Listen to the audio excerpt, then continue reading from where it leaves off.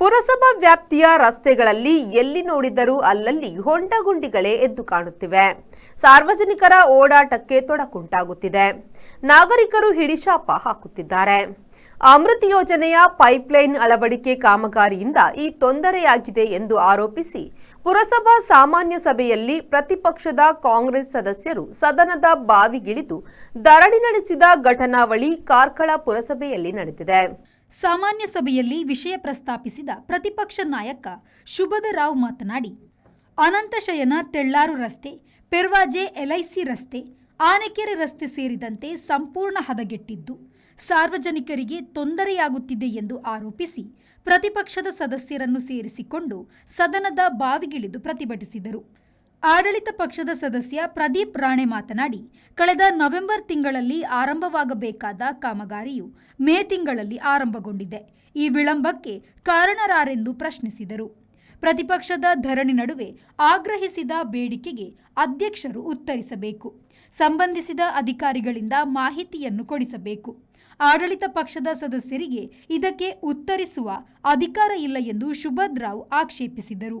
ಸದಸ್ಯೆ ಶೋಭಾ ದೇವಾಡಿಗ ಮಾತನಾಡಿ, ಜನರ ಸಮಸ್ಯೆಯ ಬಗ್ಗೆ ಚರ್ಚಿಸಲು ಆಡಳಿತ ಮತ್ತು ಪ್ರತಿಪಕ್ಷ ಎಂಬ ಪ್ರತ್ಯೇಕತೆ ಇಲ್ಲ ಎಂದು ಹೇಳಿದರು. ಅವರೊಂದಿಗೆ ಸುಮಾ ಕೇಶವ್, ನೀತಾ ಆಚಾರ್ಯ, ಮಮತಾ, ಭಾರತಿ ಅಮೀನ್, ಮೀನಾಕ್ಷಿ ಗಂಗಾಧರ್, ಪಲ್ಲವಿ ಮುಂತಾದವರು ಧ್ವನಿಗೂಡಿಸಿದರು. ಇದೇ ವಿಚಾರದಲ್ಲಿ ಮಾತಿನ ಚಕಮಕಿ ನಡೆದಿತ್ತು. ಪ್ರತಿಪಕ್ಷದ ಸದಸ್ಯರು ಧರಣಿ ಮೊಟಕುಗೊಳಿಸಿ ಸಭಾತ್ಯಾಗ ನಡೆಸಿದರು.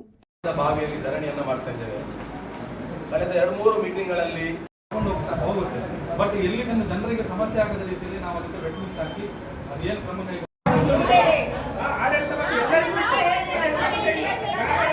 ಆದಷ್ಟು ಬೇಗ ಮಳೆ ಪ್ರಾರಂಭವಾಗ ಮೊದಲು ಪ್ಯಾಚ್ ವರ್ಕ್ಗಳನ್ನು ಮಾಡಿ ವೆಟ್ಮಿಕ್ಸ್ಗಳನ್ನು ಹಾಕಿ ಅದನ್ನು ದುರಸ್ತಿ ಮಾಡಿ ಅನ್ನುವಂಥ ಮನವಿ ನಿಮಗೆ ಹಲವಾರು ಬಾರಿ ನಾವು ಮಾಡಿದ್ದೇವೆ.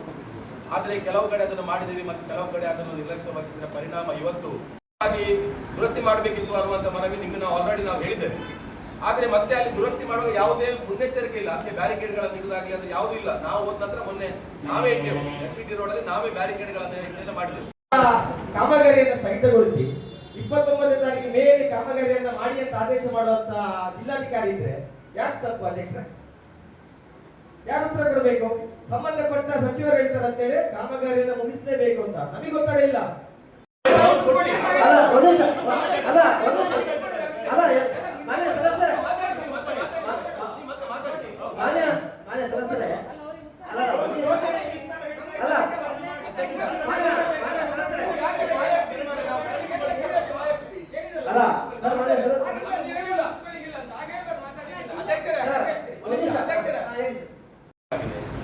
ಅದರಲ್ಲಿ ಅತ್ಯಂತ ಪ್ರಮುಖವಾಗಿ ಅನಂತಶಯನದಿಂದ ಪೆರ್ವಾಜೆ ರಸ್ತೆ ಸುಮಾರು 3,000-4,000 ವಿದ್ಯಾರ್ಥಿಗಳು ಬೋನಂದ್ರೆ ಕಾಲೇಜಿನಲ್ಲಿ, ಪೆರ್ವಾಜೆ ಶಾಲೆ, JCS ಹೀಗೆ ಎಲ್ಲ ಕಡೆ ಹೋಗುವ ವಿದ್ಯಾರ್ಥಿಗಳು ಇದರಿಂದ ಸಂಕಟ ಪಡ್ತಾ ಇದ್ದಾರೆ.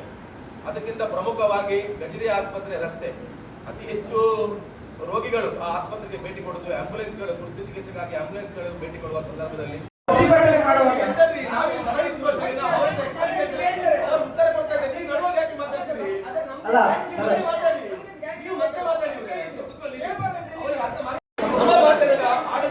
ಆಡಳಿತ ಮಾಡುವಾಗ ನಿಮ್ಮ ಆಡಳಿತ ಪಕ್ಷದವರು ಮತ್ತೆ ಬಾಯಕ್ಕೆ ಅಧ್ಯಕ್ಷರು ಎಲ್ಲಿದೆ? ನಾವು ನಿಮ್ಮ ಹತ್ರ ನಾವು ಅದಕ್ಕೆಲ್ಲ ಯಾವುದೇ ಆಕ್ಷೇಪ ಮಾಡಿಲ್ಲ. ಯಾಕಂದ್ರೆ ಕಾಮಗಾರಿ ಆಗ್ಬೇಕಾದ್ರೆ ಅದೆಲ್ಲ ಮಾಡಬೇಕು. ಆದ್ರೆ ಇದು ಸಾರ್ವಜನಿಕರಿಗೆ ತುಂಬಾ ತೊಂದರೆ ಆಗುವಾಗ ನಾವು ಅನಿವಾರ್ಯ ಆಗ್ತದೆ ಮಾತಾಡುವಂಥದ್ದು. ನಾವು ಕೆಲವು ಕಡೆ ಡಾಮರ್ ಮಾಡಿದ್ದೀವಿ, ವೆಟ್ಮಿಕ್ಸ್ ಕೂಡ ಹಾಕಿದ್ದೀವಿ, ನಾವು ಒಪ್ಕೊಳ್ತೇವೆ. ಆದ್ರೆ ಈಗ ಅಮರ್ಜ್ಯೋತಿ ಹಾಸ್ಪಿಟಲ್ ರಸ್ತೆ ಅಲ್ಲಿ ಇನ್ನೊಂದು ಚರಂಡಿಯ ನಿರ್ಮಾಣ ಆಗಿದೆ.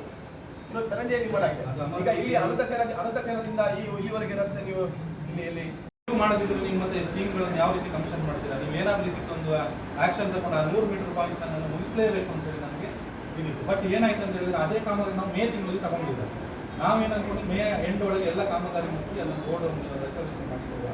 ಬಟ್ ನಮ್ಮ ದೌರ್ಭಾಗ್ಯ ಏನಂತ ಹೇಳಿದ್ರೆ ಮಳೆಗಾಲ ಈ ಸಲ ಸ್ವಲ್ಪ ಮಳೆಗಾಲ ಅಲ್ಲ, ಅದು ಚಂಡಮಾರುತ ಬೇರೆ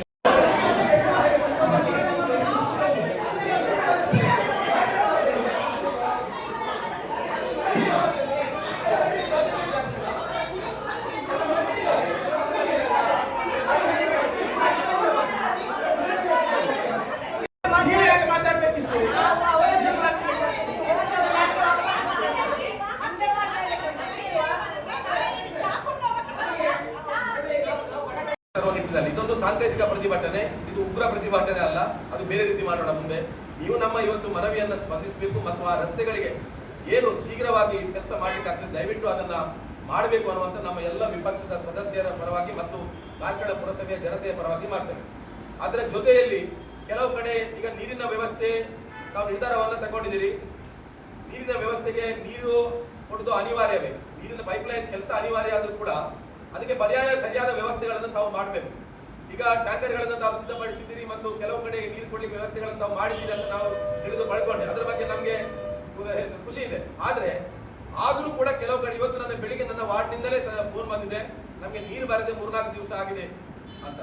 ಮಳೆಗಾಲದಲ್ಲೇ ನೀರು ಬರ್ತಿಲ್ಲ ಅಂತಂದ್ರೆ ಇದರ ಪರಿಸ್ಥಿತಿ ಏನು ಹಾಗಾದ್ರೆ ಮುಂದೆ ಅಂತ ಏನು ಅಂತ. ಮಳೆಗಾಲದಲ್ಲಿ ನೀರು ಕುಡ್ಲಿಕ್ಕೆ ನೀರು ಮನೆಗೆ ಸರಳವಾಗಿ ಆಗುದಿಲ್ಲ ಅಂತ ಹೇಳಿದ್ರೆ ಇದು ನಮ್ಮ ವೈಫಲ್ಯ ಅಂತ ಆಗ್ತದೆ. ಅದರಿಂದ ಪೈಪ್ಲೈನ್ ವ್ಯವಸ್ಥೆಗೆ ನಮ್ಗೆ ಯಾವುದೇ ಅಭ್ಯಂತರ ಇಲ್ಲ, ಕಾಮಗಾರಿ ಆಗ್ಲೇಬೇಕು, ಒಂದು ವ್ಯವಸ್ಥಿತವಾದ ಪೈಪ್ಲೈನ್ ಅಳವಡಿಕೆ ಆಗ್ಬೇಕು. ತಾತ್ಕಾಲಿಕ ದುರಸ್ತಿ ಮಾಡಿದ್ರು ಅಲ್ಲಿ ಚರಂಡಿ ವ್ಯವಸ್ಥೆ ಕೂಡ ಇಲ್ಲ ಸರ್ ಸೈಡಲ್ಲಿ. ಈಗ ಒಂದು ರೋಡ್ ಉಳಿಬೇಕಂತ ಹೇಳಿದ್ರೆ ನಮಗೆ ಸೈಡಲ್ಲಿ ಚರಂಡಿ ನೀರಿದ್ರೆ ಆ ಚರಂಡಿಯಿಂದ ಹರ್ಕೊಂಡು ಹೋಗಿ ನಮಗೆ ರೋಡ್ ಉಳಿತದೆ. ಇಲ್ಲಿ ನಾವು ಇವತ್ತು ಕೂಡ ಬೆಳಿಗ್ಗೆ ನಾನು ಹೋಗಿ ಒಂದು ರೌಂಡ್ ಹೋಗ್ಕೊಂಡು ಬಂದೆ. ಅಲ್ಲಿ ಏನಾಗಿದೆ ಅಂದ್ರೆ ಚರಂಡಿ ಮಾಡಿದ್ದಾರೆ, ಬಟ್ ಆ ಚರಂಡಿ ಹೋಗ್ಲಿಕ್ಕೆ ಕಂಟಿನ್ಯೂಟಿ ಇಲ್ಲ. ಅಲ್ಲಿ ಹೋಗಿ ಅಲ್ಲೇ ರೋಡ್ನ ಮೇಲೆ ಹರಿದು ಅದು ಪಾಸ್ ಆಗಿ ಹೋಗ್ತಾ ಇದೆ. ಸೊ ನಮ್ಗೆ ಏನಂದ್ರೆ ಈಗ ತಾತ್ಕಾಲಿಕವಾಗಿ ನಾವು ಈಗ ಏನು ಮಾಡಬೇಕು ಸರ್, ಅವತ್ತಿನ ಒಂದು ಬೇಕಾದ್ರೆ ಅಲ್ಲೇ ನಾವು ಒಂದು ವೆಟ್ ಮಿಕ್ಸ್ ಮತ್ತು ಒಂದು ಲೇಬರ್ ಬೇಸಿಕಲ್ಲಿ ಇಡ್ತೇವೆ, ಅದನ್ನು ತಾತ್ಕಾಲಿಕವಾಗಿ ಅಂದ್ರೆ ಇತ್ತೀಚಿನ ಪತ್ರಿಕೆಗಳಲ್ಲಿ ಒಂದು ಪ್ರಕಟಣೆ ನೋಡಿದೆ. ಆಡಳಿತ ಪಕ್ಷ ಬೇಜವಾಬ್ದಾರಿತನ ತೋರಿಸ್ತಾ ಇದೆ. ನಾನು ಇದಕ್ಕೆ ಪೂರಕವಾಗಿ ಹೇಳ್ತೇನೆ, 29ನೇ ತಾರೀಕು ಕಾಮಗಾರಿಯನ್ನ ಮಾಡುವಾಗ ನಾವು ಮಾನ್ಯ ಮುಖ್ಯಾಧಿಕಾರಿಗಳು ಕೇಳಿದ್ವಿ, ಮೇಡಮ್ ಮಳೆ ಬರ್ತಾ ಇದೆ, ಕಾಮಗಾರಿ ಆರಂಭಿಸಿದ್ದಾರೆ, ಯಾಕೆ ಕಾರ್ಯಕ್ರಮ ಆರಂಭಿಸಿದ್ದೀರಿ ಅಂತ ಕೇಳಿದಕ್ಕೆ ನಮಗೆ ಜಿಲ್ಲಾಧಿಕಾರಿಯವರ ಆದೇಶ ಇದೆ, ಜಿಲ್ಲಾಧಿಕಾರಿಗಳ ಒತ್ತಡ ಇದೆ ಅಂತ ಹೇಳಿದೆ. ಆಯ್ತಾ? ಅದಾದ ನಂತರ ವಾಟರ್ ಬೋರ್ಡ್ ಅಧಿಕಾರಿಗಳನ್ನ ಸಂಪರ್ಕ ಮಾಡಿದಾಗ ಅವರು ಕೂಡ ಒಂದೇ ಆನ್ಸರ್ ಹೇಳ್ತಾರೆ, ನಮಗೆ ಜಿಲ್ಲಾಧಿಕಾರಿ ಒತ್ತಡ, ಸಂಬಂಧಪಟ್ಟ ಸಚಿವರ ಒತ್ತಡ. ಈ ಸಂದರ್ಭದಲ್ಲಿ ಪುರಸಭೆ ಅಧ್ಯಕ್ಷೆ ಯೋಗೀಶ್ ದೇವಾಡಿಗ ಅಧ್ಯಕ್ಷತೆಯನ್ನು ವಹಿಸಿದ್ದರು.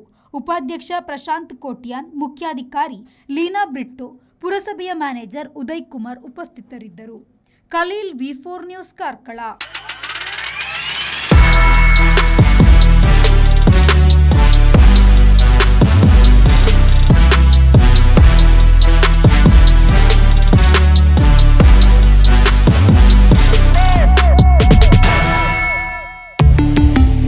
Volkswagen. Volkswagen Mangalore, Airport Road, Yeyadi, Mangalore. Volkswagen.